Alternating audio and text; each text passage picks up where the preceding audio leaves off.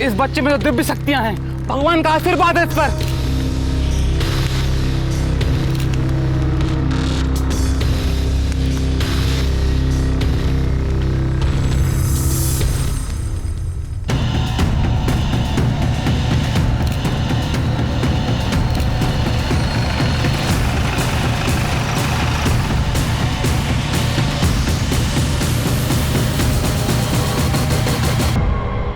नमस्कार, मैं Renuka Shahane crime petrol सतर्क में आप सबका स्वागत करती हूँ। हम 21वीं सदी में हैं, जहां हम आर्टिफिशियल इंटेलिजेंस यानी AI टेक्नोलॉजी में प्रोग्रेस कर रहे हैं। वहीं कई लोग ऐसे भी हैं जो अंधविश्वास की चादर को छोड़ना ही नहीं चाहते। काला जादू, पैसा पाने की लालच और दूसरों की जिंदगी खराब करने की सोच उन्हें ऐसे लोगों के पास ले जाती है जो काले जादू के नाम पर स्कैम चला रहे होते हैं, और ऐसे शातिर लोग इन लोगों का फायदा उठाते हैं। उन्हें ऐसे दलदल में धकेल देते हैं जहां से निकलने का, बचने का कोई रास्ता नहीं होता। हमने अक्सर देखा है कि ऐसे कामों के लिए बच्चों का इस्तेमाल किया जाता है। कभी किसी बच्ची को देवी बता दिया जाता है, तो किसी बच्चे को ज्ञानी पंडित या किसी का अवतार बता दिया जाता है। महाराष्ट्र के सातारा के एक गांव में भी कुछ ऐसा ही हुआ। साहब, मेरी बेटी गायत्री कल शाम से घर नहीं आई साहब। आप प्लीज बैठिए, बैठिए, बताइए। 28 साल की है, मेरे बाजू के एमजे स्कूल में पढ़ाती है साहब। उसके माँ के जाने के बाद वही एक मेरा जीने का सहारा है साहब। गायत्री इन दिनों परेशान थी क्या? मतलब कोई अफेयर वगैरह? नहीं साहब, वो सब इन चीज़ों पे ध्यान नहीं देती है साहब। वो बच्चों को पढ़ाना उसे बहुत अच्छा लगता है साहब। हो सकता है किसी दोस्त या सहेली के पास गई हो। नहीं साहब, उसे कोई दोस्त भी नहीं है। मतलब वो घर से स्कूल जाती है और स्कूल से घर आती है, इसके अलावा कहीं जाती भी नहीं है वो। और कल भी मैंने पूछा कि स्कूल से वो ठीक 4 बजे निकली थी। ठीक है, आप गायत्री की फोटो और सारी डिटेल्स तृप्ति के पास दे दीजिए। चलिए। जी सर। ऐसा माना जाता है कि सोनू को दिव्य शक्ति प्राप्त है। आप सफेद कपड़े में जिस शख्स को देख रहे हैं वो सोनू के पिता महेश है। इनका कहना है कि इनका बेटा हर तरीके की परेशानियों और तकलीफों को दूर कर सकता है। जैसा कि आप देख सकते हैं, सोनू इस टाइम उबलते हुए पानी में बैठा हुआ है। अरे वाह, सोनू के पास दिव्य शक्तियां हैं। तेरा पति और तेरा बेटा तो दोनों फेमस हो गए। अरे ये तो मेरी दोस्त राधा का जेठ महेश और उसका बेटा सोनू है। अरे हाँ, ये तो वही लोफर महेश है और इसके बेटे के पास दैवीय शक्ति है। कुछ भी कहते हैं लोग। कुछ भी क्या, कुछ तो सच्चाई होगी ना इसमें, वरना सोनू बिना जले उबलते हुए पानी में कैसे बैठ सकता है? अगर बक बक, ऐसे कोई उबलते पानी में कैसे बैठ सकता है? होगा ये। तू महेश को जानती है ना, उसका ही नया नाटक होगा ये। अरे नहीं नहीं, आप न्यूज वाले ऐसे ही थोड़े ना कुछ भी दिखाते हैं। आप भी बस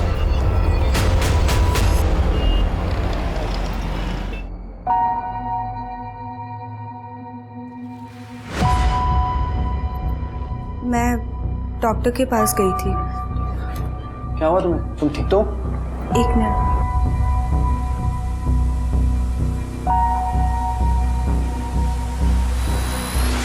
हुआ नहीं है, होने वाला है। मतलब? तुम फिर से पापा बनने वाले हो। हाँ सच? Thank you.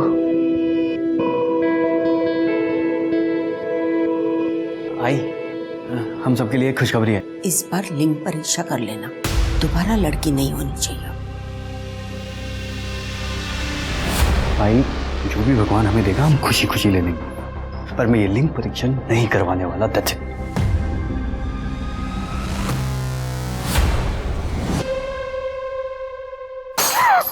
अब क्या तोड़ दिया? तू कहीं चली क्यों नहीं जाती है? हाँ, इस घर में रह के हमारा जीना हराम कर दिया। तेरा पति और बेटा भी यहाँ नहीं है। वही नहीं, कहीं चली जाओ तुम। एक तो प्रकाश की इनकम से वैसे ही घर चलाना मुश्किल है, और जो थोड़ी बहुत सेविंग्स थी ना, वो तुम्हारे पति के कर्जे में खत्म हो गई है। अब और जिम्मेदारी नहीं उठा सकते तुम्हारी, और उसके ऊपर से हर रोज एक नया नुकसान।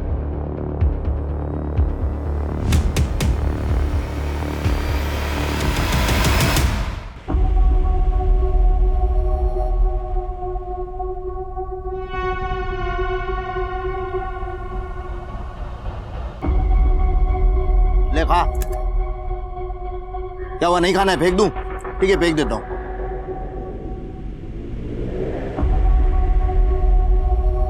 अरे ये आराम से खा, आराम से, सिर्फ इतना ही मिलने वाला है। देख, इसके आगे जो मैं तुझसे करवाने वाला हूं ना, उसके लिए तू मुझे कमजोर, भूखा और अधमरा दिखना चाहिए, याद रख।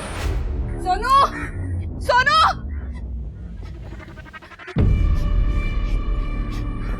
सोनू,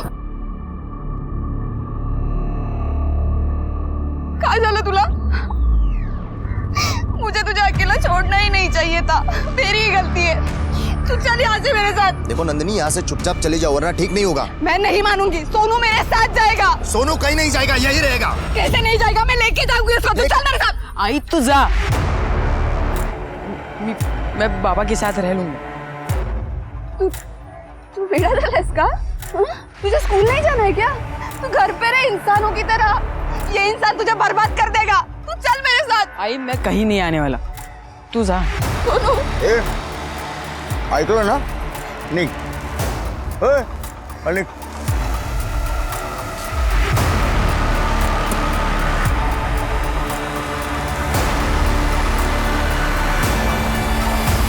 सर, मैंने गायत्री पाटिल के स्कूल के वॉचमैन से बात की है। उसका कहना है कि गायत्री 6 दिन पहले तकरीबन 4 बजे के आसपास स्कूल से चली गई थी। उसका किसी के साथ कोई लड़ाई झगड़ा भी नहीं था सर। इनफैक्ट स्कूल में सब उसकी रिस्पेक्ट करते थे। लेकिन सर वो वहाँ से कहाँ गई है किसी को कुछ पता नहीं है। शिरके, ऐसी सूरत में एक ही एंगल हो सकता है, वन साइडेड लव अफेयर या जेलस बॉयफ्रेंड। सर ये एंगल भी मैंने चेक किया है। स्कूल में गायत्री का कोई बॉयफ्रेंड नहीं था। इनफैक्ट उसके पड़ोसियों ने कभी गायत्री को किसी लड़के के साथ देखा भी नहीं। कोई लड़का उसके पीछे पड़ा था, ये सब बात भी सामने नहीं आई है। अगर वो अपनी मर्जी से कहीं चली गई है तो क्यों? या फिर कोई उसे जबरदस्ती ले गया है? सर, शहर के बाहर जंगल में एक लाश मिली है।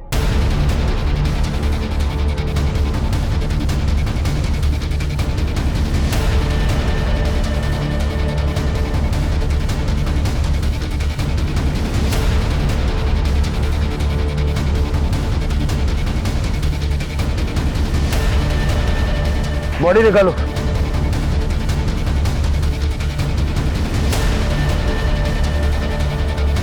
आसपास चेक करो। सर,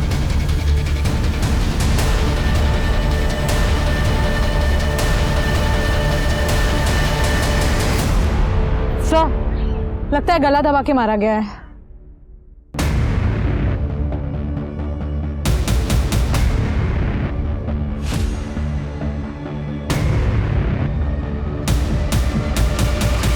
सर, लगता है ये तो गायत्री पाटिल है।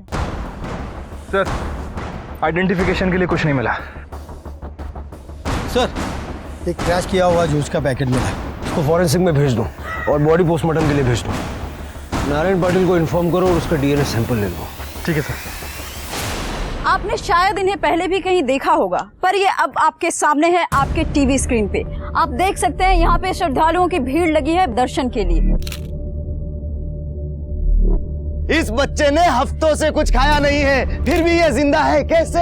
क्योंकि ये पेड़ इसकी रक्षा कर रहा है, अपनी शक्ति इस बच्चे को दे रहा है। अब ये भी इस प्रकृति का एक हिस्सा बन गया है। आइए आइए आइए और इनकी दिव्य शक्ति को नमन कीजिए, इनसे आशीर्वाद लीजिए, इनके पांव छूकर इनसे आशीर्वाद लीजिए, नमन कीजिए इनको। आइए आइए आइए आइए, आगे बढ़िए, आइए आप सब लोग आइए। ये क्या देख रहे हैं आप लोग? बकवास है ये सब, बंद कीजिए इसे। मुझे देखना है। तो भगवान पे विश्वास करती है ना, तो चमत्कार पे भी होना चाहिए। पर माँ जी, इसमें चमत्कार वाली कौन सी बात है? आप ही मुझे बताइए। अरे ये लड़का उबलते हुए पानी में बैठा था, लाखों लोगों ने अपनी आंखों से देखा। ये चमत्कार नहीं तो और क्या है? माँ जी, मुझे आपसे और बहस नहीं करनी है, मैं जा रही हूँ। कहाँ? डॉक्टर के पास। आप मेरे साथ चल रहे हैं या फिर नहीं? हाँ चल रहा हूँ ना। आई मैं आता हूँ डॉक्टर के जाके। हाँ हाँ हाँ हाँ, करेंगे करेंगे, बाबा सब पर कृपा करेंगे। आइए, आपका भी काम बन जाएगा। आइए।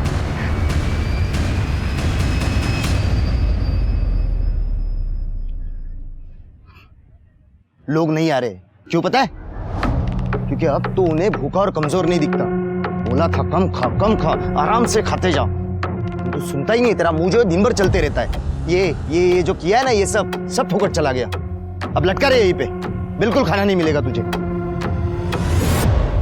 सर, डीएनए रिपोर्ट से कंफर्म हुआ है कि गायत्री नारायण की बेटी है। और सर, पीएम रिपोर्ट के हिसाब से जिस दिन गायत्री गायब हुई उसी दिन उसकी हत्या कर दी गई। इसमें लिखा है कि गायत्री के ब्लड में अफीम के ट्रेसेस थे। सर, फोरेंसिक रिपोर्ट के मुताबिक जूस के पैकेट में अफीम के ट्रेसेस मिले हैं और गायत्री के गर्दन पे फैब्रिक के स्ट्रैंड्स मिले हैं, जिससे शायद उसका गला दबा के उसे मारा गया होगा। इसका मतलब है कि उसको जूस में अफीम मिला के पिलाई गई ताकि वो नशे की हालत में अपना बचाव न कर पाए और बाद में उसे गला दबा के मार दिया। गायत्री जैसी सीधी सादी स्कूल टीचर को कोई ऐसे क्यों मारेगा? क्या रे, इतने पैसे कहाँ से आए तेरे पास? चोरी किए ना तूने मेरे पैसे? आप क्या पैसे चोरी करेगा तू? नहीं बाबा, मैंने चोरी नहीं की है, मुझे भूख लग रही थी और आप तो मुझे खाना देते नहीं है, इसलिए मैं जंगल में गया था कोई फल ढूंढने के लिए। लेकिन मुझे वहाँ पर ना एक पर्स मिला जिसमें पैसे थे, उसी पर्स में से मैंने पैसे निकाले हैं बाबा। झूठ बोल रहा है तू। कहता है जंगल में खजाना है, जैसे तुझे पापा ने ठेवला है। आई शपथ बाबा, मैं झूठ नहीं बोल रहा हूँ। बाबा सुनिए ना, चाहिए तो वो जगह मैं आपको दिखा सकता हूँ और वो पर्स भी वही कहीं पड़ा होगा बाबा। बाबा सुनिए ना, इस जंगल में जादू है, प्रकृति ने मुझे गिफ्ट दिया है बाबा, चमत्कार हुआ है। देख, अगर तू सच कह रहा है तो मेरे पास एक आइडिया है, वो जगह दिखा मुझे, हम लाखों कमा सकते हैं। जादुई जंगल? हाँ, बकवास नहीं कर रहा हूँ, सच कह रहा हूँ। एक तू मेरा दोस्त है, इसलिए सबसे पहले तुझे बता रहा हूँ। उस जंगल में कुबेर का खजाना है। वहां की जमीन में अगर तू पैसे गाड़ेगा ना तो 1 से 2 दिन में तेरे पैसे डबल हो जाएंगे। डबल। तू जा यहाँ से बाबा, मुझे कुछ नहीं चाहिए, तू जा यहाँ से प्लीज।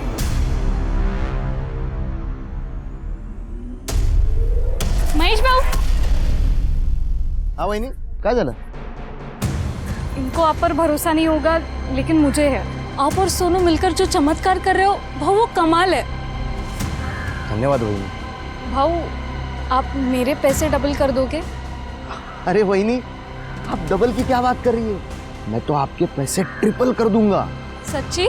हाँ। वहीनी, जरा रुको ना।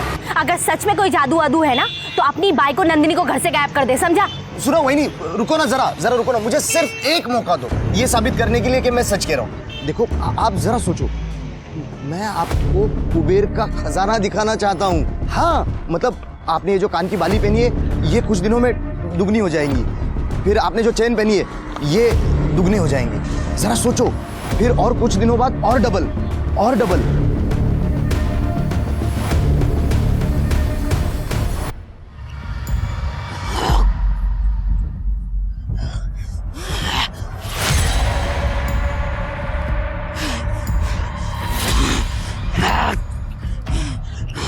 ये क्या हुआ इसे? चिंता मत करो, वो ठीक है। उस पर जंगल की आत्माएं हैं। अब वो आत्मा ही हमें बताएगी कि खजाना कहाँ है।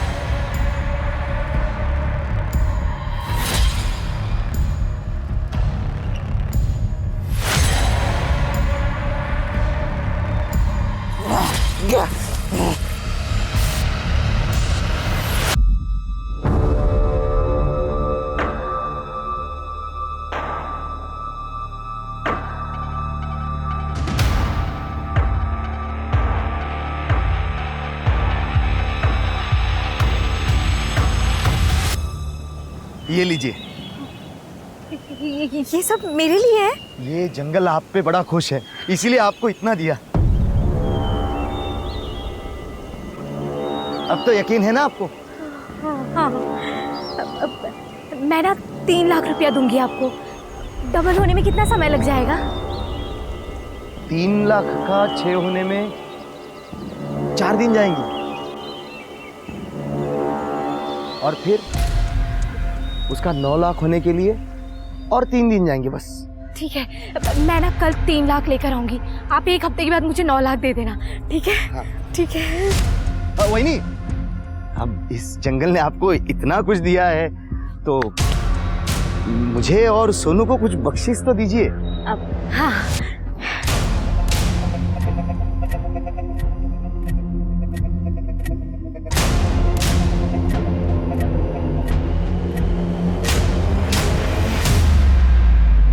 भाई मैं ऑफिस जा रहा हूँ, सुबह मिलता हूँ। संभाल के जाना। हाँ,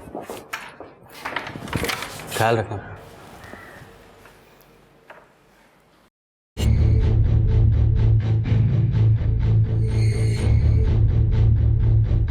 प्रीति, माँ जी, क्या हो रहा है?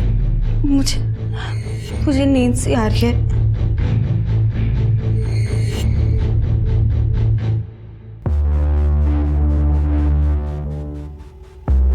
आज रात को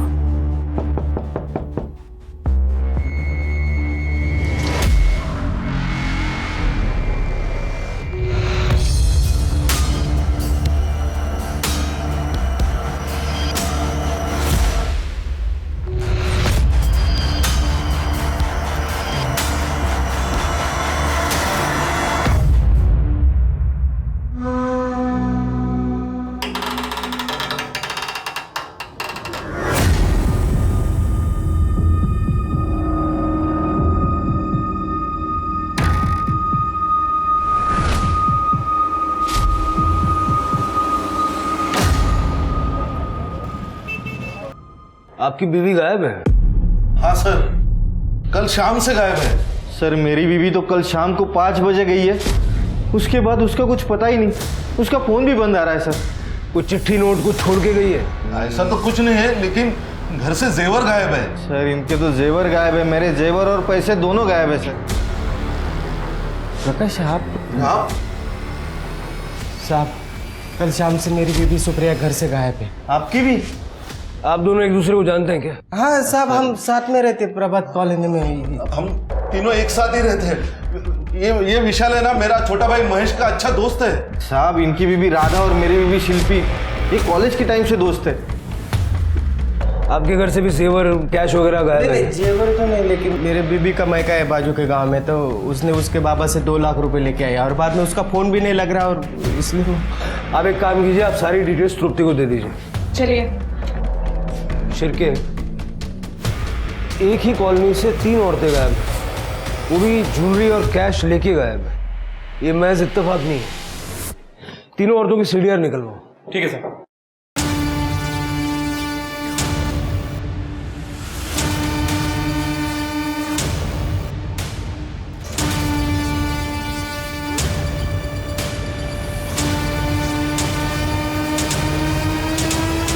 सब मिसिंग औरतों के बारे में बहुत ही कंफ्यूजिंग लेकिन इंटरेस्टिंग बात सामने आई है। इनके मिसिंग औरतों के हस्बैंड्स के मुताबिक राधा और शिल्पी इस हद तक बेस्ट फ्रेंड्स थे कि वो हर काम एक साथ करते थे। किटी पार्टीज, मूवीज, मंदिर, सब कुछ। उन दोनों को अलग करना आसान नहीं था सर, और दोनों साथ ही में घर से बाहर निकली थी, जिसके बाद दोनों का फोन बंद हो गया था। दोनों साथ थे? हाँ सर, एक शॉपकीपर ने दोनों को ऑटो में साथ में जाते हुए देखा है। सीसीटीवी फुटेज मिला? नहीं सर। फुटेज मिलते ही ऑटो वाले को ट्रेस करो।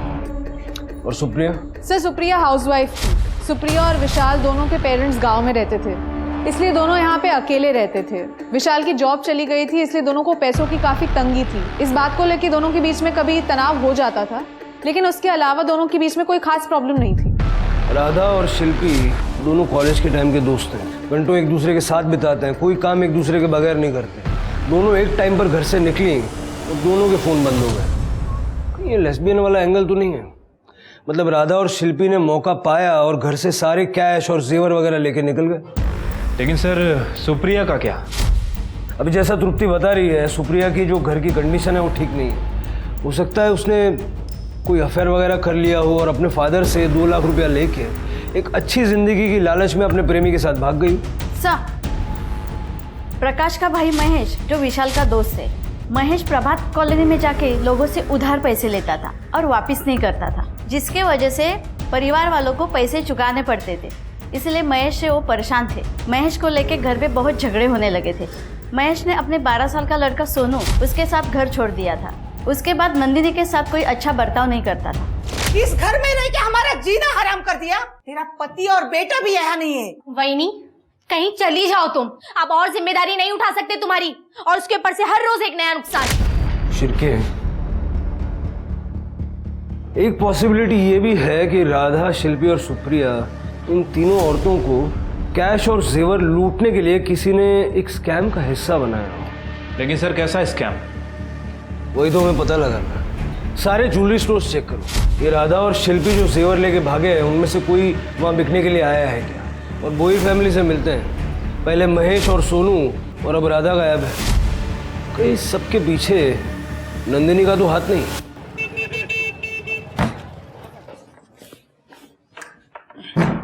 प्रीति,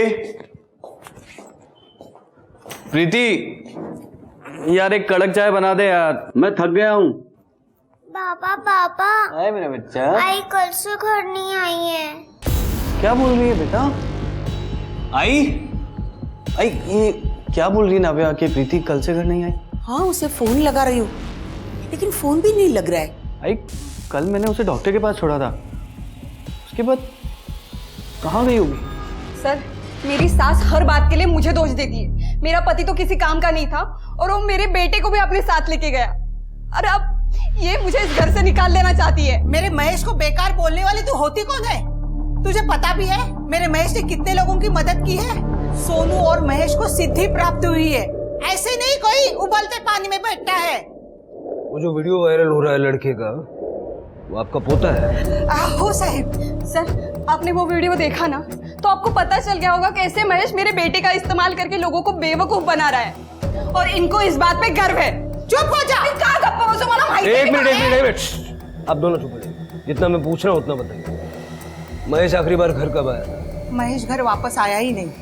उसने एक बार भी फोन नहीं किया। सर, लेकिन मैं गई थी उन दोनों से मिलने जंगल में। देखो नंदिनी, यहाँ से चुपचाप चली जाओ वरना ठीक नहीं होगा। मैं नहीं मानूंगी। सोनू मेरे साथ जाएगा। सोनू कहीं नहीं जाएगा, यही रहेगा। कैसे नहीं जाएगा? मैं लेके जाऊंगी उसको। तू चल मेरे साथ। आई तो जा, मैं बाबा के साथ रह लूंगी। सर, महेश ने मेरे बेटे के ऊपर जादू टोना किया है। साहब बघितलं, पहले बोल रही थी कि लोगों को महेश बेवकूफ बना रहा है, आप बोल रहे जादू टोना करता है। साहिब, सच तो ये है मेरे महेश और सोनू को ना सिद्धि प्राप्त हुई है। सिर्फ मुझे भोईर फैमिली की सारी डिटेल्स चाहिए, खास करके मोहन और सोनू की। ठीक है sir. Sir sir sir sir जनता जानना चाहती है कि मिसिंग औरतों के केस में अब तक आपने क्या किया है। गायत्री पाटिल की मर्डर मिस्ट्री भी आपने अभी तक सॉल्व नहीं की है। क्या कोई सीरियल किलर है जो खुले आम घूम रहा है और पुलिस को उसकी भनक तक नहीं है? अगर पुलिस के नाक के नीचे ऐसे ही क्राइम होते रहेंगे तो क्या इस शहर में औरतें सेफ हैं? मेरी आप लोगों से इतनी रिक्वेस्ट है कि खबरों को सेंसेशनलाइज करके और कंक्लूजन पे पहुंचाने की बजाय थोड़ा सा टाइम दीजिए। इन्वेस्टिगेशन चल रही है, हम बहुत जल्द ऑफिशियल स्टेटमेंट रिलीज करेंगे। Excuse me, thank you. But sir आप एक्सक्यूज मी सर। सर मेरी बीवी, सर वो पेट से थी सर। सर कल रात से वो घर लौटी नहीं सर। सर मेरी बीवी को ढूंढ दीजिए सर। प्रीति को मैंने क्लिनिक छोड़ा था सर, उसका चेकअप था। उसके बाद मैं अपनी नाइट शिफ्ट के लिए ऑफिस चला गया था सर। क्लिनिक वालों ने बताया कि प्रीति चेकअप करवाने के बाद चली गई थी, लेकिन प्रीति कल को घर ही नहीं लौटी है सर। सर एक्चुअली मेरे काम पे मोबाइल यूज़ करना अलाउड नहीं है सर। जब मैं आज सुबह घर पहुंचा तब मुझे पता चला। आप बाकी सारी डिटेल्स पुख्ते को दे दीजिए। जी सर। ये पांचवी औरत मिसिंग है शिर के। 24 घंटे के अंदर मुझे ये प्रीति चाहिए सर।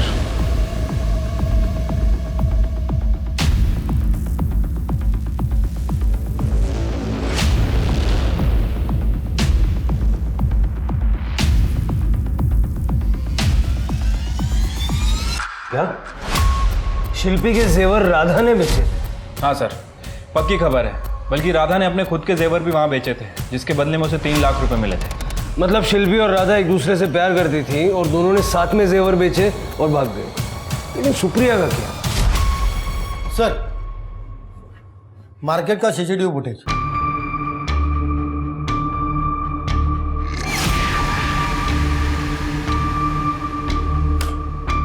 सर, ऑटो के लिए लुकआउट नोटिस जारी कर दिया है। गुड। महेश और सोनू का सर वो दोनों तो घर ही नहीं आए। ये विशाल महेश का अच्छा दोस्त है ना, वो उसको मिलने गया था क्या? पता करो इस दौरान विशाल ने महेश को कांटेक्ट करने की कोई कोशिश की थी।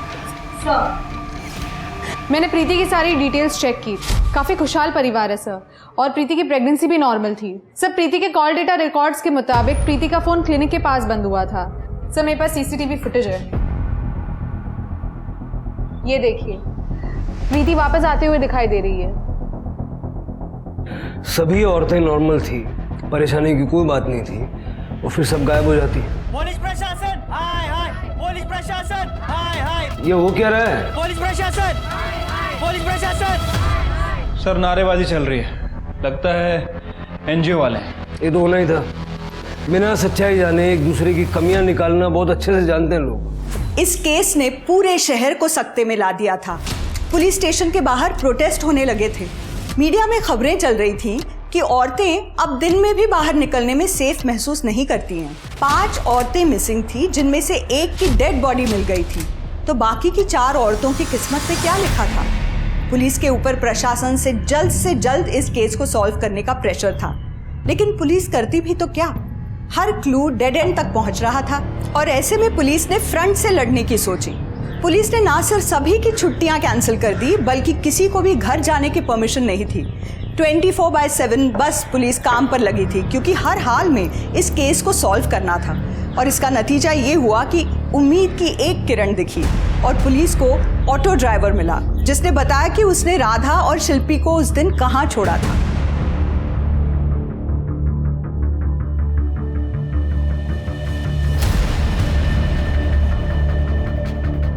सारा जंगल सर्च करो।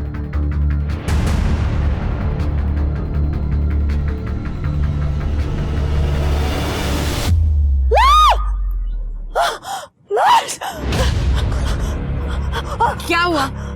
लाश लाश कहाँ पे? चलिए दिखाइए, चलिए। 2 रात पहले मेरा मंगलसूत्र खो गया था। ढूंढने आई थी पर मिला नहीं था। 2 दिन बहुत बारिश चल रही थी तो मैं आई नहीं। आज सूरज निकला है तो मैं आ गई। तो आई तो मैंने ये देखा। Please sir.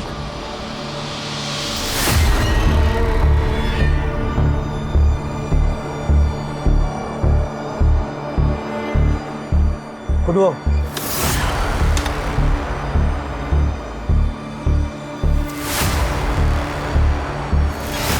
आराम से आराम से, वहां से खोदो, बस वहां खोदो, चलो।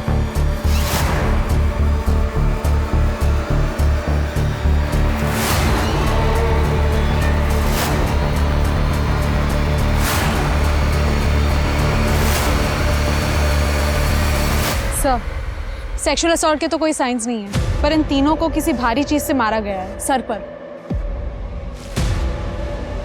आसपास अच्छे से चेक करो, हो सकता है मर्डर वेपन भी मिल जाए। सर मुझे लगता है किसी सीरियल किलर का काम है। पहले गायत्री को मारा और अब इन तीनों को। नहीं शिरके, इन तीनों को मारने का तरीका अलग है। ये सिंदूर देख रहे हो, ऐसा लग रहा है जैसे कुछ तांत्रिक पूजा की गई और उसके बाद में इनके सर पे वार किया गया। गायत्री को मारने का तरीका अलग था। गायत्री को अफीम देके नशे की हालत में गला दबा के मारा गया और उसे एक छोटे से गड्ढे में दफनाने की कोशिश की गई, जबकि इन तीनों को सही तरीके से दफनाया गया। इसलिए ये सेम आदमी का काम नहीं है। इसका मतलब कातिल अलग अलग है। लग तो ऐसे। सर कहीं नंदिनी तो नहीं? नंदिनी और राधा की हमेशा लड़ाई होती थी। हो सकता है कि नंदिनी ने राधा का मर्डर किया और साथ ही साथ इन दोनों को मार दिया। Collateral damage. नहीं सर, ये काम नंदिनी के अकेले के बस का नहीं है। और मुझे अभी भी लग रहा है कि ये तीनों किसी स्कैम की शिकार है। महेश भोयर को ढूंढो, जादू टोना करता ना, हो सकता है इसमें उसका हाथ हो। तृप्ति, बॉडी को पोस्टमार्टम के लिए भेजो और परिवार वालों को इन्फॉर्म करो। सर।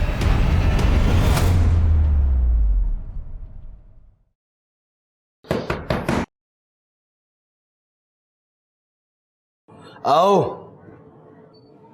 सर, विशाल अपने आपसे मिलने आया। महेश, ये पैसे डबल करने वाली स्कीम आपके पास कब लाया था? हफ्ता 10 दिन पहले घर पे आया था सर। मुझे उसके बातों पे कुछ भी भरोसा नहीं, पहले से नहीं। उसके स्कीम पे तो नहीं था, मैंने इसलिए उसको हकल लिया। मैं बोला यार तू जहाँ कुछ भी बोलता है, लेकिन बाद में मुझे लगता है कि उन्हें मेरे बीबी को मना लिया होगा, क्योंकि वो बहुत प्रभावित थी उनके वो किस्से कारनामों से। वो टीवी पे दिखाते ना। और 2 साल से मुझे काम भी नहीं था, घर पे था मैं। उसको पैसे की जरूरत थी और इसलिए सुप्रिया ने अपने बाबा से पैसे लेकर डबल करने के लिए महेश को दे दिए। हाँ शायद हो सकता है, नहीं तो वो अकेली जंगल में क्यों जाती। ठीक है, आप अभी जाइए, अगर जरूरत पड़ेगी तो दोबारा बुला दें। शिरके, हो सकता है महेश का इन सब क्राइम से कनेक्शन हो। वो भी जंगल में ही रहता है। हो सकता है सर। और सर मुझे लगता है कि नंदिनी भी विक्टिम है और वो हमें सोनू और महेश की लोकेशन बताने के लिए तैयार है जहाँ वो सोनू से मिलने गई थी। गुड, कल सुबह सबसे पहले महेश से मिलते हैं। सर, जहाँ पे हमें राधा की लाश मिली थी वहाँ पे हमने और खोदा तो हमें एक आयरन रॉड मिला है जिसपे खून के निशान लगे हुए थे। हमने उस रॉड को फोरेंसिक्स में भेज दिया है। लेट्स होप उस रॉड पर किलर के फिंगरप्रिंट्स हैं।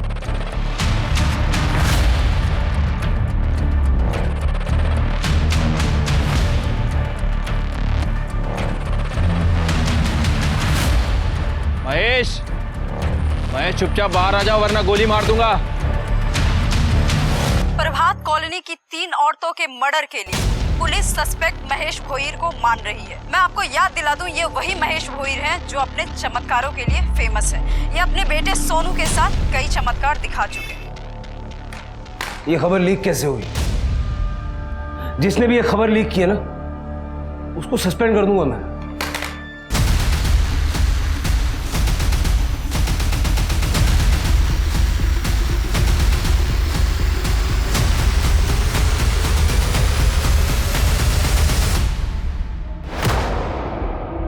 कड़े, जरा आसपास देखो। सर।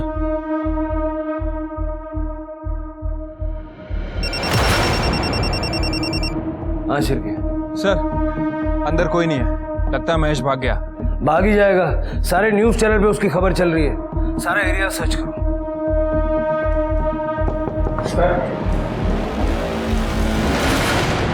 सर, हम रीजनल सोसाइटी से हैं। और सर, मैं अंधश्रद्धा निर्मूलन सोसाइटी से हूँ। सर, हम जादू टोना करने वालों और स्कैम करने वालों का पर्दाफाश करते हैं।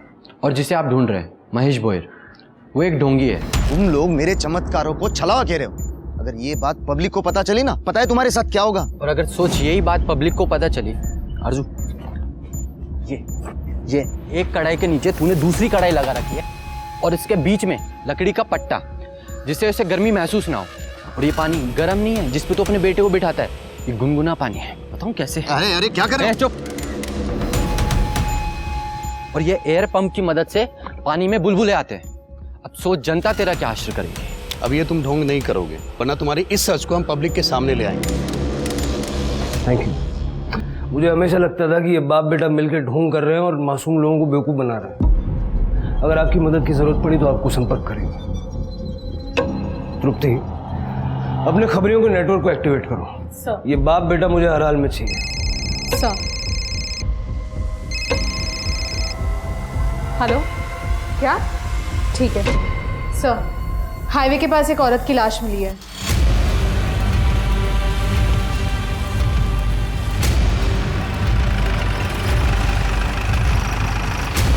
सर, इधर अंदर।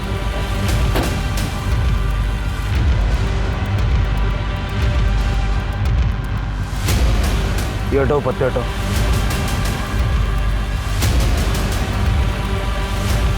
प्रीति शर्मा, बॉडी बाहर निकाल।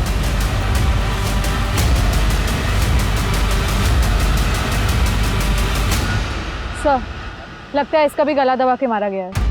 ठीक वैसे ही जैसे गायत्री को मारा था। वो जूस का पैकेट कहीं आसपास मिलता है क्या? देखो सर। बॉडी को पोस्टमार्टम के लिए भेजो और फैमिली को इन्फॉर्म करो।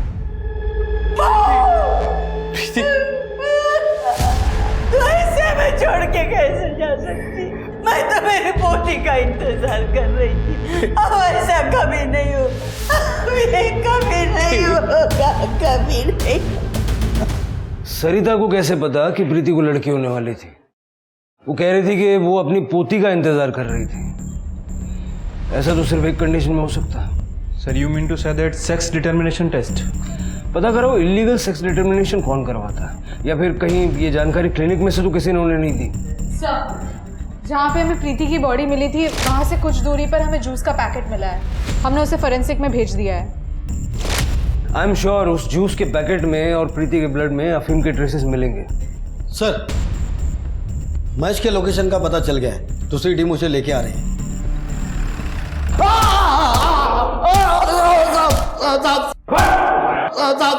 साहब जाने दो मुझे, साहब जाने दो मुझे, मैंने कुछ नहीं किया। तू भाग क्यों रहा था? साहब, न्यूज से पता चला कि आप लोगों को मेरे पे ही शक है। मैं रहता जंगल में हूँ, इसका मतलब ये नहीं कि मैंने उन 3 औरतों को मारा है। और राधा तो मेरी वही नहीं थी, मैं उसे क्यों मारूंगा? गायत्री और प्रीति? कौन गायत्री, कौन प्रीति? मैं इन दोनों में से किसी को नहीं जानता साहब। सर,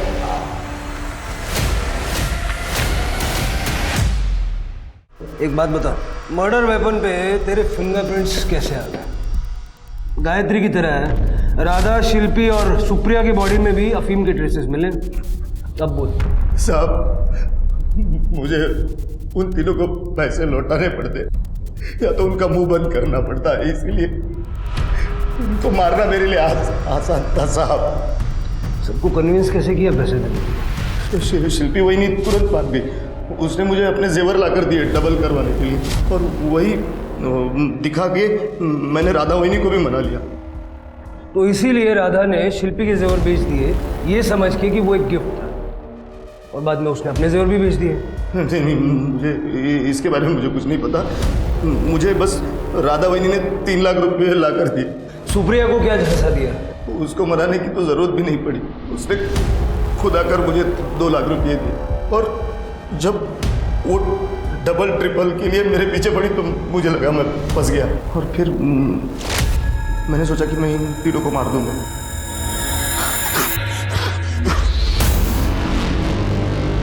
आप लोगों ने जो कैश और जेवर दिया था वो इन सब इन्हीं गड्ढों में है। अब आपको इन गड्ढों में बैठना है और ध्यान करना है। जैसे ही पूजा समाप्त हो जाएगी उसके बाद आपका डबल ट्रिपल जो भी होगा वो आपको मिल जाएगा।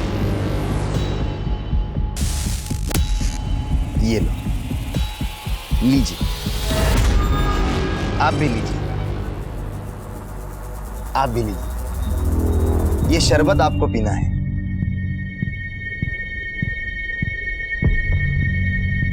तो तुमने उन्हें अफीम पिलाई है? हाँ सर, शरबत में मिला के ताकि उनको नशा हो जाए और वो अपना बचाव नहीं कर पाए।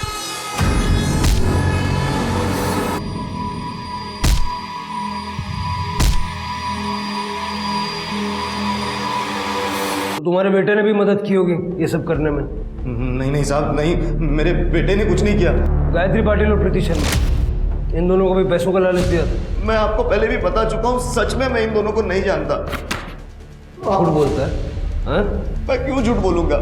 जहाँ मैंने 3 मर्डर कबूल किए वहाँ और 2 करने में क्या दिक्कत है? महेश भोईर लोगों की भावनाओं और पैसों की चाहत को अपने काम के लिए यूज करता था, और यही नहीं, वो कातिल भी था। इस बीच सोनू को एक एनजीओ की देखरेख में रखा गया। खबरियों के नेटवर्क से पुलिस को उस मेडिकल असिस्टेंट के बारे में पता चला जिसने प्रीति के बच्चे का इल्लीगल सेक्स डिटर्मिनेशन टेस्ट किया था। उसने अपना गुनाह कबूल किया और बताया कि कैसे सरिता ने प्रीति के काढ़े में कुछ मिलाया था जिसे राहिल ने प्रीति को पिलाया था। जब प्रीति की सोनोग्राफी हुई वो होश में नहीं थी। पुलिस ने सरिता और उस मेडिकल असिस्टेंट को गिरफ्तार किया। पुलिस को शक था कि कहीं सरिता ने ही तो प्रीति को नहीं मारा, लेकिन गायत्री को भी वैसे ही मारा गया था और सरिता और गायत्री का कोई कनेक्शन नहीं था। तो क्या महेश झूठ बोल रहा था?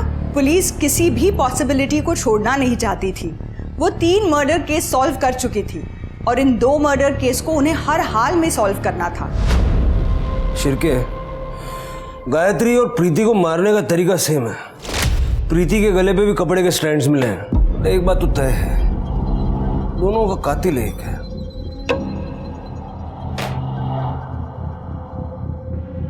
वो बैग किसका है? क्या है उसमें? अरे सर, वो महेश के टेंट में जब रेड मारी थी तो ये कुछ सामान मिला था। कुछ खास नहीं, बस ऐसे ही खाने पीने की चीज़ है। सर, शायद ये तांबे ने रखा है यहाँ पर। करडे, हटाओ इसको यहाँ से। एक मिनट, दिखाओ।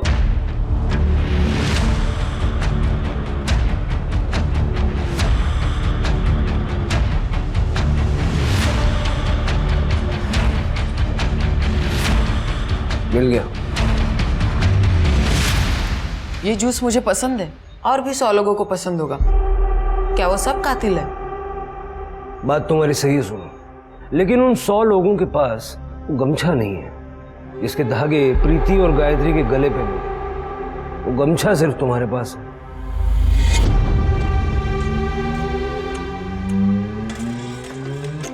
ये गमछा आपने चुराया था?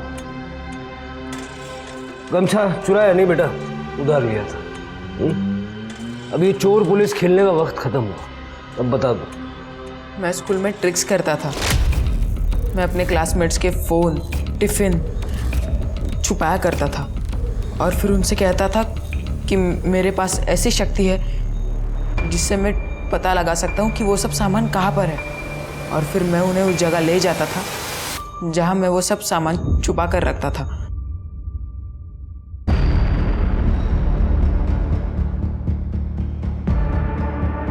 सब बच्चे मुझे पहचानने लगे थे, सब मेरी तारीफ करने लगे थे और हमेशा से मुझे यही सब चाहिए था। गायत्री टीचर को सब कुछ पता चल गया और फिर उन्होंने मेरी शिकायत प्रिंसिपल से जाकर कर दी। फिर उन्होंने मुझे स्कूल से रस्टिकेट कर दिया। मेरे मम्मी ने बहुत हाथ पैर जोड़े और फिर उन्होंने मुझे स्कूल में वापस लिया ही नहीं। 2 महीने हो चुके थे तब मैंने फैसला किया कि अब मैं बदला लूंगा। गायत्री मैम। सोनू तुम यहाँ? Ma'am I am sorry ma'am, मैंने जो कुछ भी किया ना उसका पछतावा है मुझे और अब मैं बदल गया हूँ। I am so happy for you Sonu, but मैं तुम्हें वापस स्कूल में नहीं ले सकती, वो मेरे हाथ में नहीं है। कोई बात नहीं मैम, मैं हार नहीं मानूंगा। मैं प्रिंसिपल सर से भी जाके माफ़ी मांगूंगा। मैम मैंने आपके लिए कुछ लाया है, ये लीजिए मैम। अरे नहीं नहीं मैम लीजिए प्लीज। मैम अगर आपने ये नहीं लिया ना तो मुझे लगेगा कि आपने मुझे माफ़ नहीं किया। Please ma'am. ठीक है।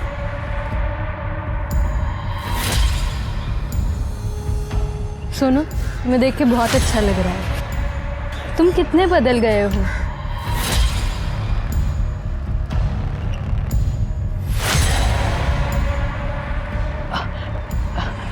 मैं आपको घर छोड़ देता हूँ। मैम मैंने एक सुनसान जगह पर पहले से ही गड्ढा कर रखा था। मैं उन्हें वहाँ ऑटो से ले गया और ऑटो ड्राइवर को कहा कि ये मेरी बहन है और इनकी तबीयत ठीक नहीं है। मैं जैसे ही वहाँ पहुँचा मैंने इस गमछे से उनका गला घोट दिया। उनके हाइट के हिसाब से वो गड्ढा बहुत छोटा पड़ रहा था। मुझे लगा यहाँ कोई आ ना जाए, इसलिए जैसे तैसे वो बॉडी मैंने गड्ढे के अंदर डाल दी और घास पत्ते से मैंने वो सब ढक दिया और मैं वहाँ से चला गया। जूस में जो अफीम मिलाई थी कहाँ से मिली तुम्हें? बाबा के पास वो हमेशा रहती थी, मैंने उनसे ही चुराई थी। मुझे डर था कि कहीं मर्डर का इल्ज़ाम मुझ पर ना लग जाए, इसलिए बाबा जब घर छोड़ के चले गए तब मैं भी उनके साथ चला गया। प्रीति को क्यों मारा? उसकी सास ने बोला था मारने के लिए। एक दिन राहिल बाबा से मिलने आया था पर बाबा घर पे नहीं थे, तो मैंने उससे पूछा कि क्या चाहता है। हमारे पास तो दिव्य शक्ति है, कुछ ऐसा करो ना जिससे प्रीति को बेटी की जगह बेटा हो जाए। हम ये सब नहीं करते, ये प्रकृति के खिलाफ है। वंश को आगे बढ़ाने के लिए मुझे लड़का ही चाहिए, और अगर ऐसा नहीं हुआ तो मुझे प्रीति को मारना पड़ेगा ताकि मैं किसी और से शादी करके लड़का पैदा कर सकूं। लेकिन अगर मैं पकड़ा गया तो क्या फायदा? तुम ही कुछ उपाय बताओ ना।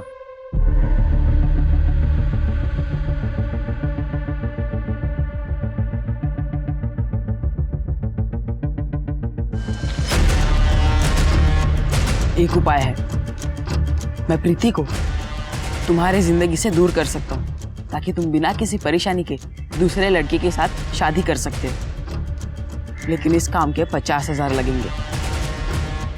और वो मान गया? उसने मुझे एडवांस पैसे दिए थे। मैंने उससे कहा कि प्रीति जैसे ही क्लिनिक के बाहर आए उसे वो जूस पीने के लिए कह देना, और उसने बिल्कुल वैसे ही किया।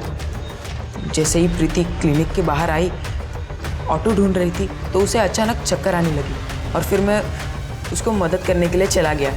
फिर वापस मैंने ऑटो वाले को वही कहा कि ये मेरी बहन है और उनकी तबीयत ठीक नहीं है, और हाईवे पे ले जाके तुमने उसकी हत्या कर दी।